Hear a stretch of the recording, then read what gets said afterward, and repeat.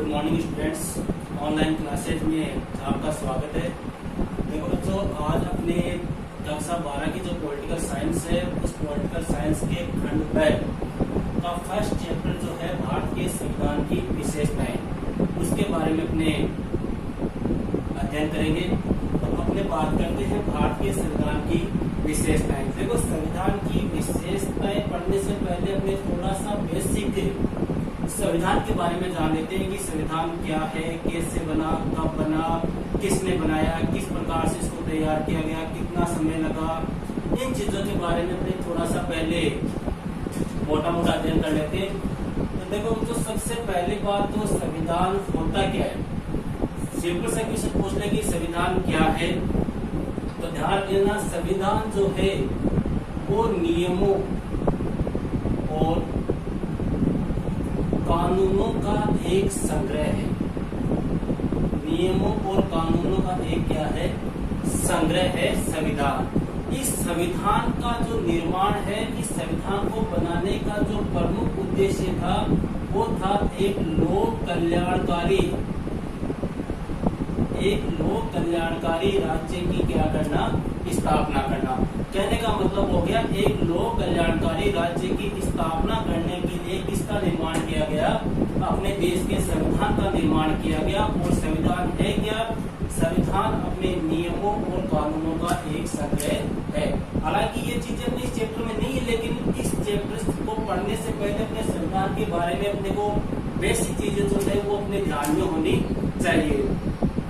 आगे बात करते हैं, इस संविधान का निर्माण जो है वो किसने किया था। तो देखो, संविधान का निर्माण जो है वो एक सभा के द्वारा किया गया था, और उस सभा का क्या नाम था, संविधान सभा।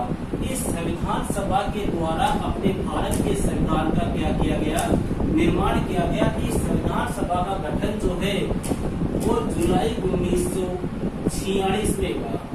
जुलाई 1946 में संविधान सभा गठन किया गया। इस संविधान सभा में टोटल जो सदस्य रखे गए थे, उनकी संख्या थी 389। मतलब इन 389 सदस्यों को संविधान सभा में शामिल किया गया, और इसी संविधान सभा के द्वारा अपने देश का क्या बनाया गया, संविधान बनाया गया। अब देखो, यहाँ पे कई बार ये भी बोल लेते हैं कि ये जो संविधान सभा है, इस संविधान सभा का गठन किसने किया था। तो संविधान सभा का जो गठन है वो कैबिनेट मिशन की सिफारिश पर हुआ था। कैबिनेट मिशन जो है वो मार्च 1946 में अपने भारत आया था। कैबिनेट मिशन मार्च 1946 में जब द्वितीय विश्व युद्ध चल रहा था, द्वितीय विश्व युद्ध के दौरान कैबिनेट मिशन भारत में आया था, और भारत का एक संविधान तैयार करवाने के लिए इसी कैबिनेट मिशन की सिफारिशों पर संविधान सभा क्या हुआ, गठन हुआ। और इसी संविधान सभा ने किसका निर्माण किया, संविधान का निर्माण किया। अब देखो, यहाँ पे संविधान सभा के बारे में भी छोटे छोटे 2-3 क्वेश्चन अपने पूछ सकते हैं। जैसे अपने संविधान सभा जो है, इस संविधान सभा की पहली बैठक कब हुई थी। तो पहली बैठक हुई थी इसकी 9 दिसंबर 1946 को। 9 दिसंबर 1946 को संविधान सभा की प्रथम बैठक हुई थी, और इस बैठक की अध्यक्षता जो है वो की थी सच्चिदानंद सिन्हा ने की थी। सच्चिदानंद सिन्हा जो है वो संविधान सभा के प्रथम अध्यक्ष थे। पहली बैठक की अध्यक्षता इन्होंने की थी, लेकिन यहाँ पे ध्यान देने वाली बात ये है कि ये जो है वो अस्थायी अध्यक्ष थे। ये पहले अस्थायी अध्यक्ष थे। संविधान सभा के जो पहले अस्थायी अध्यक्ष थे वो कौन थे, सच्चिदानंद सिन्हा थे। इसके बाद 11 दिसंबर 1946 को डॉक्टर राजेंद्र प्रसाद को संविधान सभा का स्थायी अध्यक्ष बनाया गया। ये पहले क्या थे, स्थायी अध्यक्ष। तो यहाँ पे 2 तरह से क्वेश्चन आते हैं। संविधान सभा के प्रथम अध्यक्ष का नाम पूछ ले तो सच्चिदानंद सिन्हा। संविधान सभा के प्रथम अस्थायी अध्यक्ष का नाम पूछ ले तो भी सच्चिदानंद सिन्हा। अगर क्वेश्चन आ जाए संविधान सभा के प्रथम स्थायी अध्यक्ष कौन थे, तो अपने को डॉक्टर राजेंद्र प्रसाद करना है। और ये कब बने थे, 11 दिसंबर 1946 को। अब आगे बात करते हैं संविधान के बारे में। ये जो अपने संविधान है, इस संविधान का सबसे पहले जो विचार दिया था कि अपने एक संविधान होना चाहिए, यह विचार सबसे पहले जिस व्यक्ति ने दिया था उस व्यक्ति का नाम था M.N. रॉय। M.N. रॉय का पूरा नाम होता है मार्मेंद्र नाथ रॉय। इस व्यक्ति ने यह कहा था कि इस संविधान सभा होनी चाहिए और उसके द्वारा क्या बनाया जाना चाहिए, अपने देश का संविधान बनाया जाना चाहिए। अगर ये पूछ ले कि वह पहला दल कौन सा है जिसने संविधान की मांग की, तो वह दल था अपने स्वराज्य दल या स्वराज्य पार्टी जो है, यह पहली पार्टी थी जिसने संविधान सभा की मांग की थी कि एक संविधान सभा होनी चाहिए और उस संविधान सभा के द्वारा अपने देश का संविधान तैयार किया जाना चाहिए।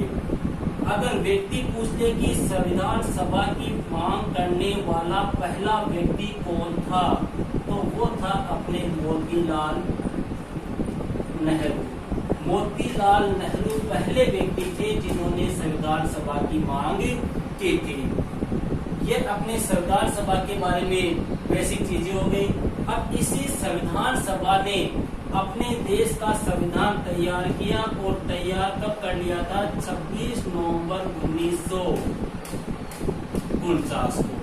26 नवंबर 1949 में अपने देश का संविधान जो है वो तैयार हो गया था। इसको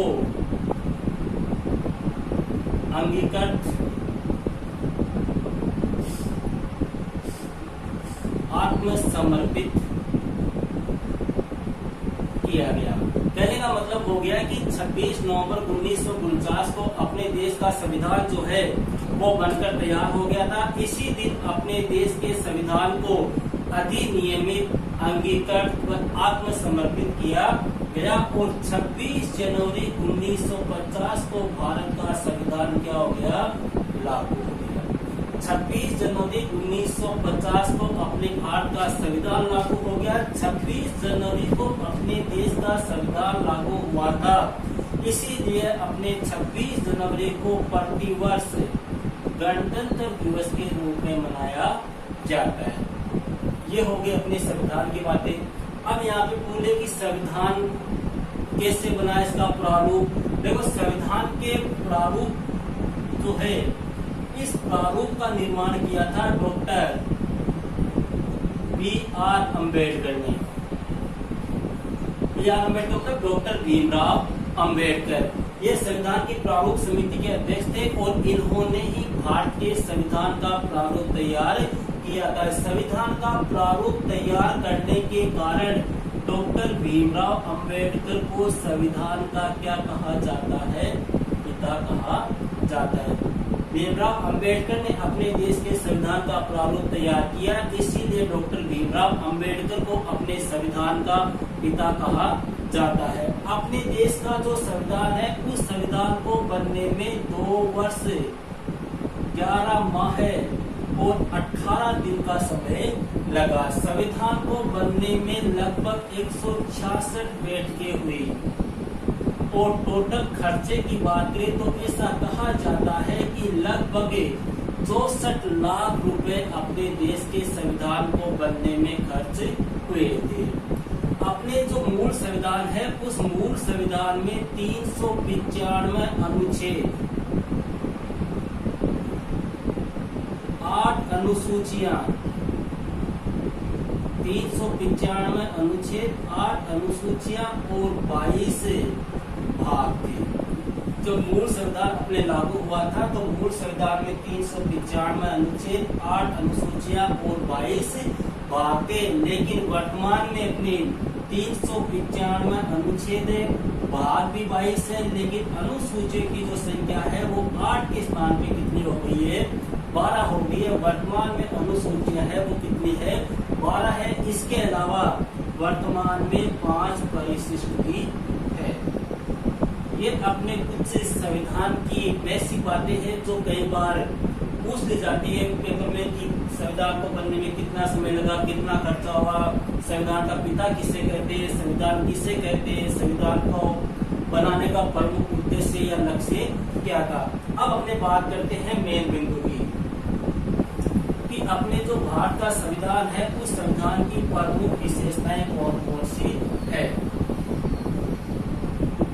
भारत के संविधान की प्रमुख विशेषताएं, देखो भारत के संविधान की प्रमुख विशेषताओं में अपने बात करते हैं, अपने जो चैप्टर है उस चैप्टर में लगभग 15 से 20 विशेषताएं दी गई है। उन विशेषताओं पर अपने विस्तार से चर्चा करते हैं। तो सबसे पहली विशेषता तो आती है कि भारत का संविधान विश्व का सबसे विशाल संविधान है।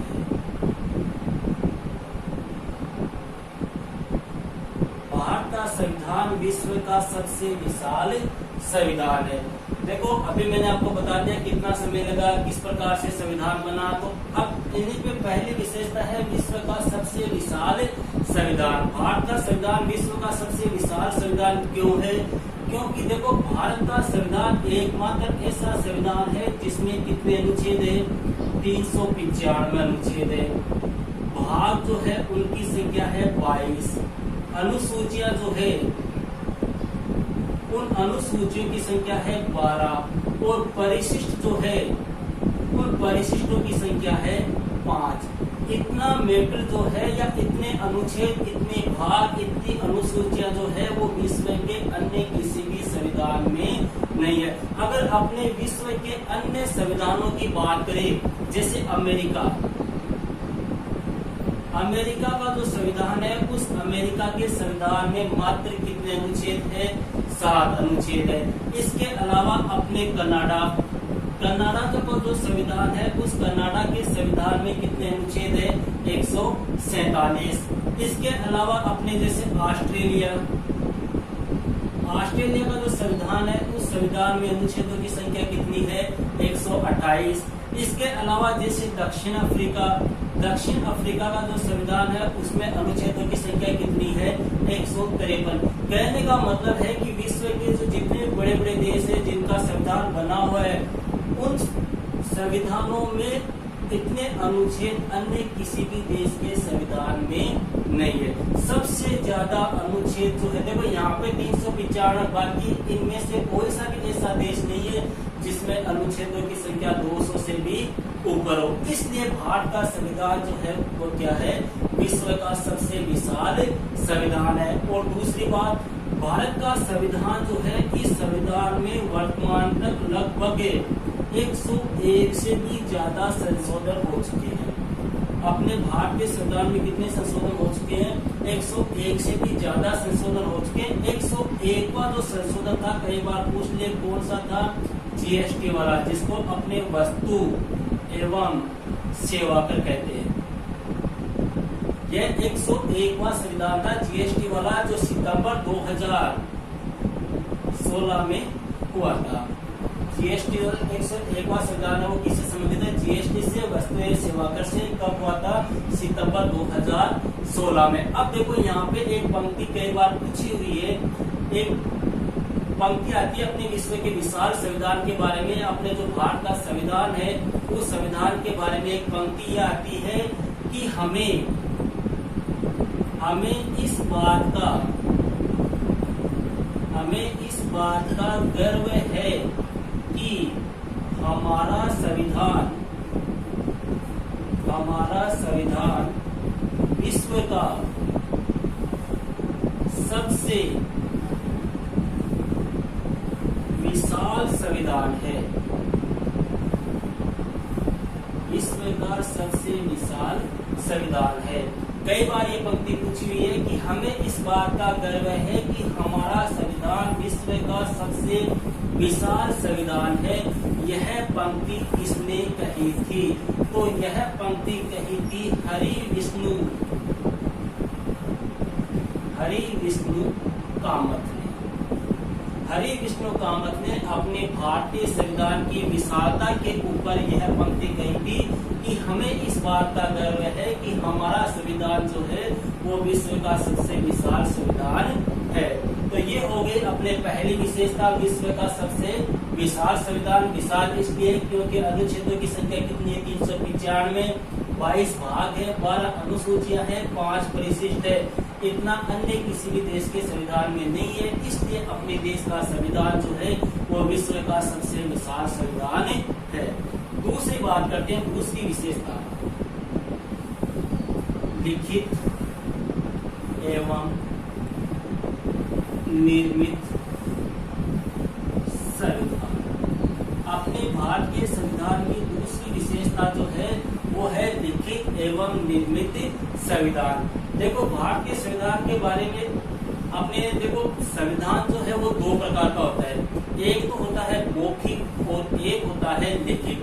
अपने यहाँ संविधान कैसा है, लिखित है। निर्मित इसलिए है क्योंकि इसका निर्माण जो है अभी जैसे मैंने आपको बताया किसने किया था, संविधान सभा ने किया था। संविधान सभा के द्वारा ही इसका निर्माण किया गया, संविधान सभा के द्वारा ही इसे लिखा गया।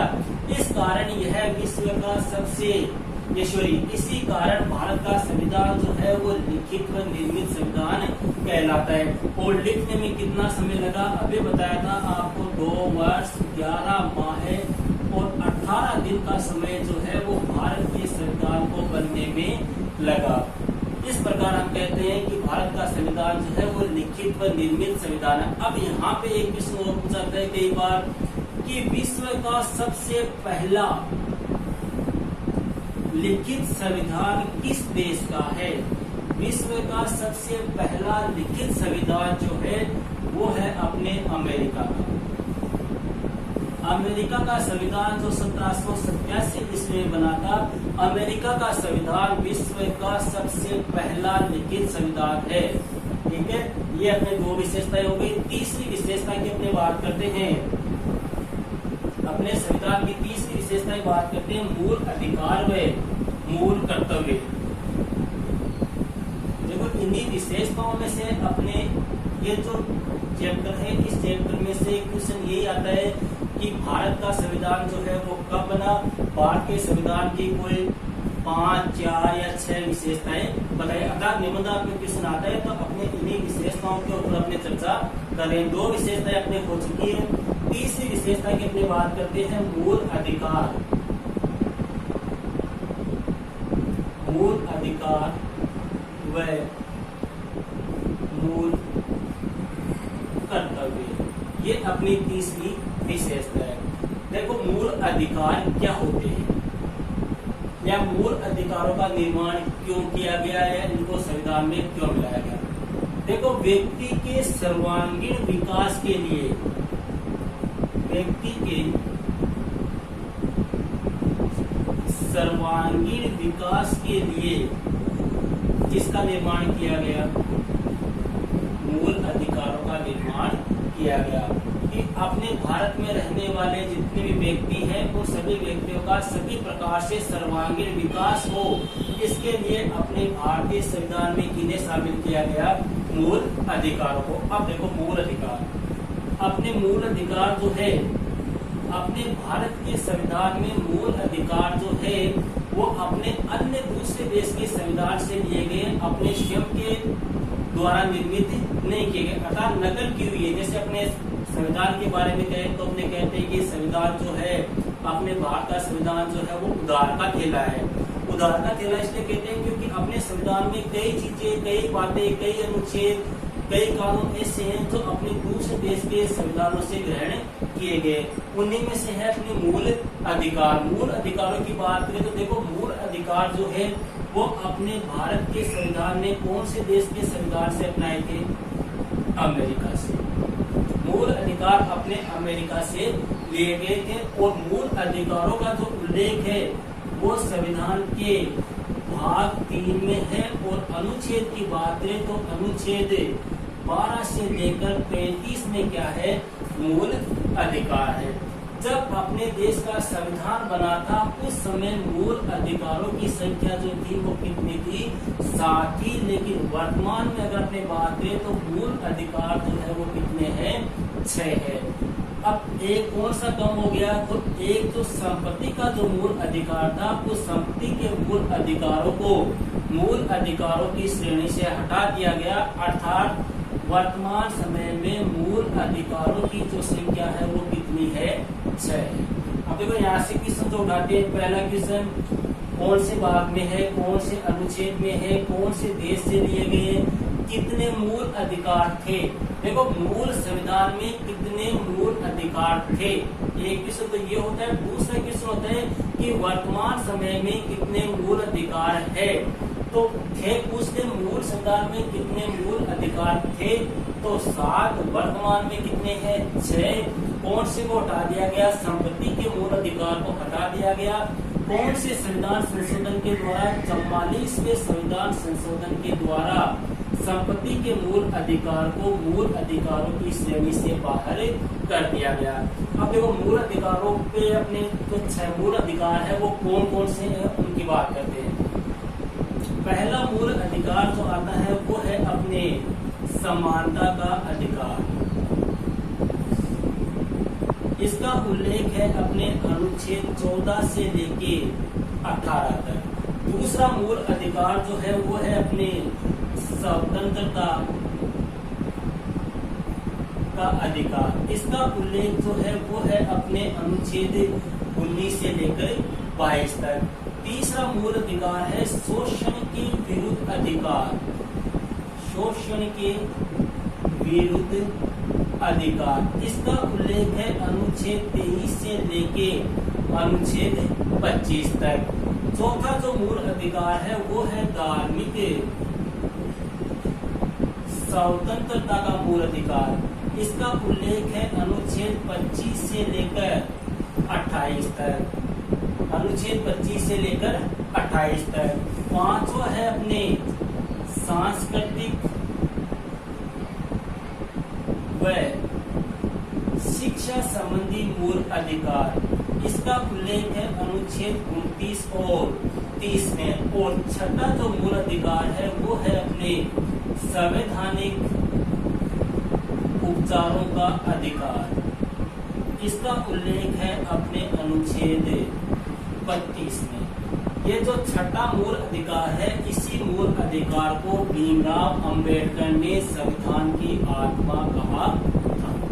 अब देखो इन मूल अधिकारों पे अपने यहाँ पे ज्यादा चर्चा नहीं करेंगे क्योंकि अपना जो नेक्स्ट चैप्टर है वो मूल अधिकारों का ही है, उसमें अपने इनके बारे में डिटेल से बात करेंगे। आपने यहाँ पे इनकी विशेषताओं की बात होती है, इसलिए मैंने आपको मोटे मोटे एक प्रकार से डायग्राम में आपको समझाया कि कौन कौन से मूल अधिकार है। तो मूल अधिकार और मूल कर्तव्य की बात करें तो मूल अधिकार जो है वो व्यक्ति के सर्वांगीण विकास के लिए आवश्यक है। इनको कौन से देश के संविधान से, अमेरिका से दिया गया है। उल्लेख भाग 3 में है, अनुच्छेद 12 से 33 में।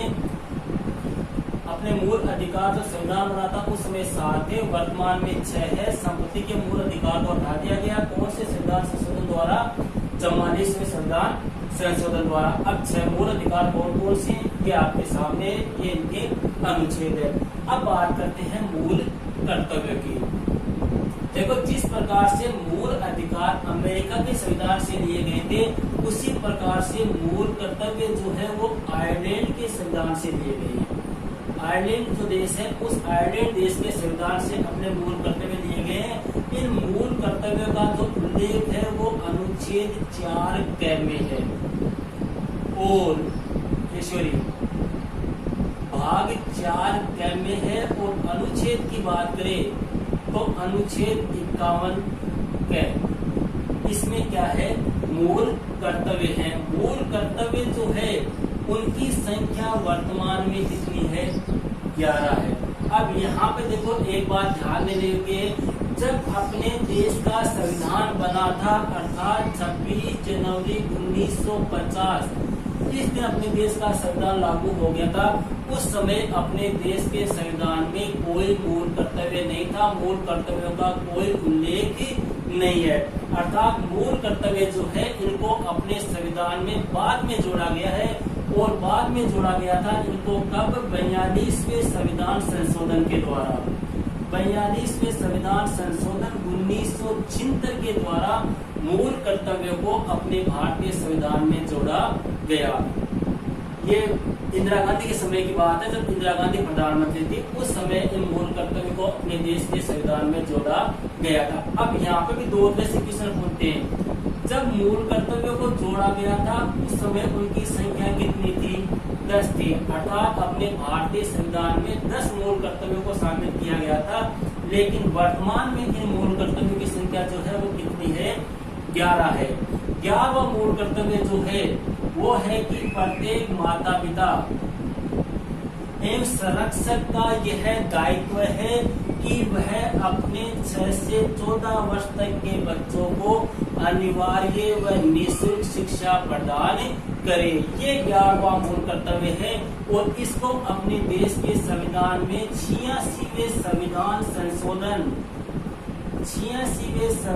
संशोधन 2002 के द्वारा जोड़ा गया था, जो 1 अप्रैल 2010 से लागू हो गया। ये अपने मूल कर्तव्य भी है प्लस ये मूल अधिकारों में भी है। शिक्षा का अधिकार भी है और शिक्षा का मूल कर्तव्य भी है।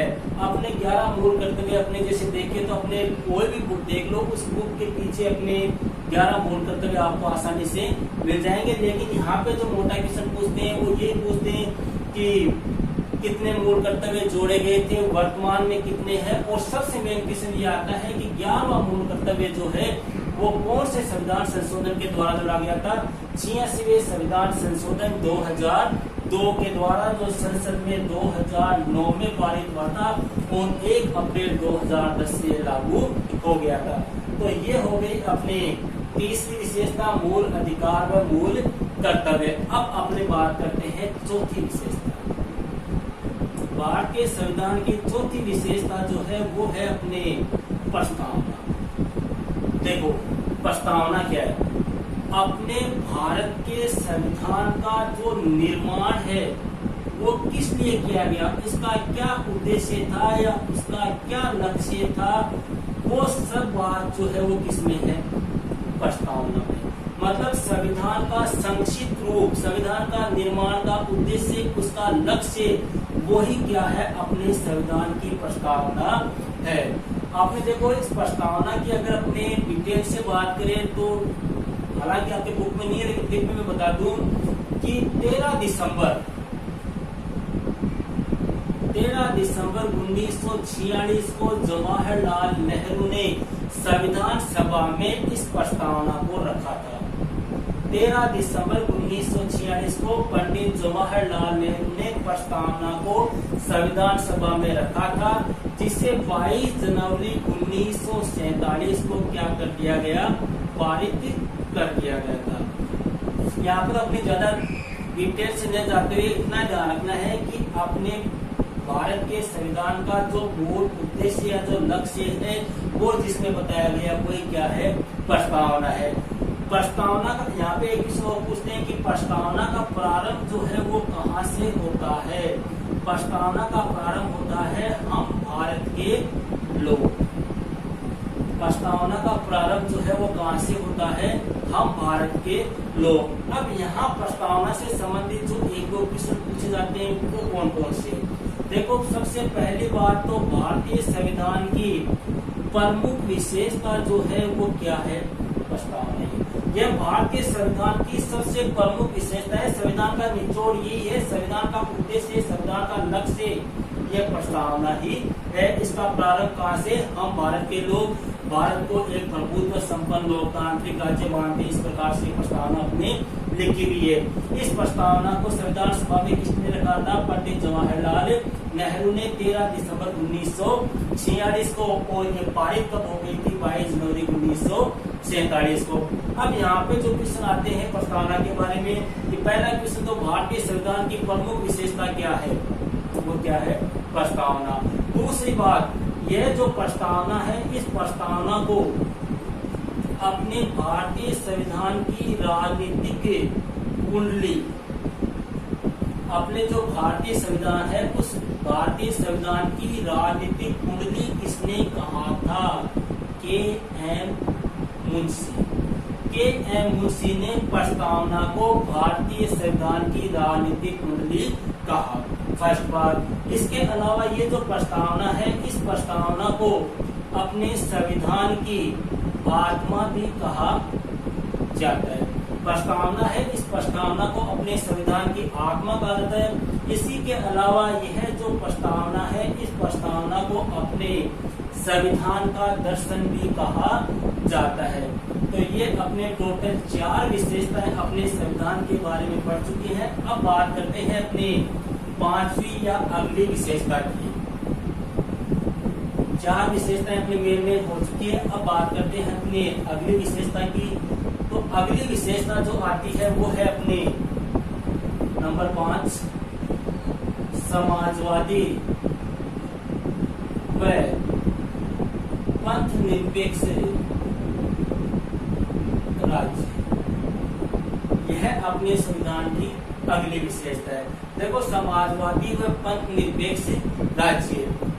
पंथ निरपेक्ष बोल दो या इसको अपने धर्म निरपेक्ष भी बोल सकते हैं।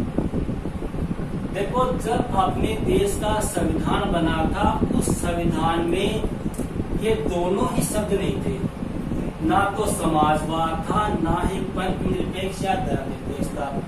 इन दोनों शब्दों को अपने देश के संविधान में बाद में जोड़ा गया, अपनी प्रस्तावना में इनको बाद में शामिल किया गया था। इनको अपने देश की प्रस्तावना में 42वें संविधान संशोधन 1976 के द्वारा जोड़ा गया।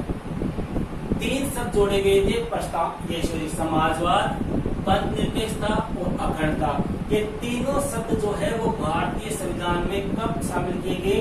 42वें संविधान संशोधन 1976, जो अभी मैंने आपको बताया था कि इंदिरा गांधी के समय हुआ था। उस समय ये अपने संविधान में जोड़े गए थे। अब देखो, पंथ निरपेक्षता या धर्म निरपेक्षता क्या है? पंथ निरपेक्षता या धर्म निरपेक्षता का मतलब है कि अपना जो भारत है, इस भारत राज्य का कोई भी आधिकारिक धर्म नहीं है। मतलब भारत का कोई भी राष्ट्रीय धर्म नहीं है, यहाँ का कोई प्रमुख धर्म नहीं है।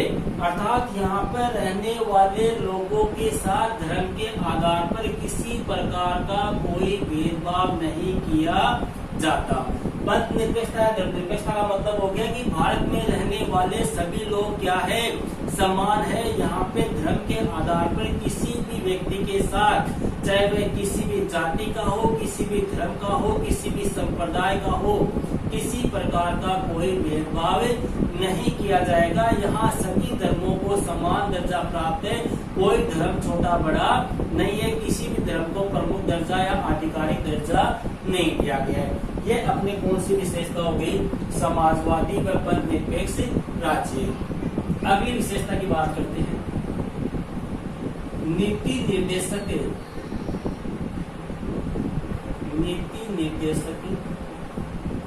तत्व। देखो, अपने इससे पहले पढ़े थे मूल अधिकार। एक विशेषता आई थी अपने मूल अधिकार वाली, मूल अधिकार, मूल कर्तव्य। और अब अगली विशेषता कौन सी है? अपने नीति निर्देशक तत्व। सबसे पहली बात तो कि नीति निर्देशक तत्व अपने भारतीय संविधान में क्यों शामिल किए गए? देखो, जिन्होंने संविधान का निर्माण किया था, अर्थात जो संविधान निर्माता थे, उन संविधान निर्माताओं ने आगे भविष्य में जो भी सरकार बनेगी या जो भी पार्टी अपनी सरकार बनाएगी, उस पार्टी के लिए या उस सरकार के लिए पथ प्रदर्शक की भूमिका के रूप में किनका निर्माण किया गया? नीति निर्देशक तत्वों का। संविधान निर्माता थे, उन संविधान निर्माताओं में भविष्य में बनने वाली सरकार के लिए पथ प्रदर्शक की भूमिका के रूप में किसका निर्माण किया गया? नीति निर्देशक तत्वों का निर्माण किया गया। नीति निर्देशक तत्वों को संविधान में जोड़ा गया। अब वही बात, अपने नीति निर्देशक तत्व जो है, इनका उल्लेख संविधान के कौन से भाग में है? तो भाग 4। अनुच्छेद की बात कर ले, अनुच्छेद है अपने 36 से लेके 51 तक। अनुच्छेद 36 से लेकर 51 तक। अगली बात, नीति निर्देशक तत्व जो है, इनको अपने देश ने कौन से देश के संविधान से अपनाया है? रूस के संविधान के। नीति निर्देशक तत्व जो है, इनको अपने देश ने आयरलैंड के संविधान से अपनाया। देखो, मूल अधिकार थे वो तो कौन से देश से अपनाए गए थे? अमेरिका से। मूल कर्तव्य जो है वो कौन से देश से अपनाए गए थे? रूस से। और ये कौन से देश से अपनाए जा रहे हैं? आयरलैंड से। इनका उल्लेख जो है वो कौन से भाग में था? भाग 3। इनका उल्लेख था भाग 4 के। और इनका उल्लेख जो है वो कौन से भाग में है? भाग 4 में। इनका उल्लेख जो था वो था संविधान के अनुच्छेद 12 से 35। इनका उल्लेख जो था वो था अनुच्छेद 51 के। और इनका उल्लेख जो है वो कौन से अनुच्छेद में है? अनुच्छेद 36 से 51। तो ये अपने संविधान की हो गई 6 विशेषताएं। आज के लिए इतना ही। अपने ये चैप्टर जो है वो नेक्स्ट वीडियो में अपना पूरा हो जाएगा। Okay friends, thanks.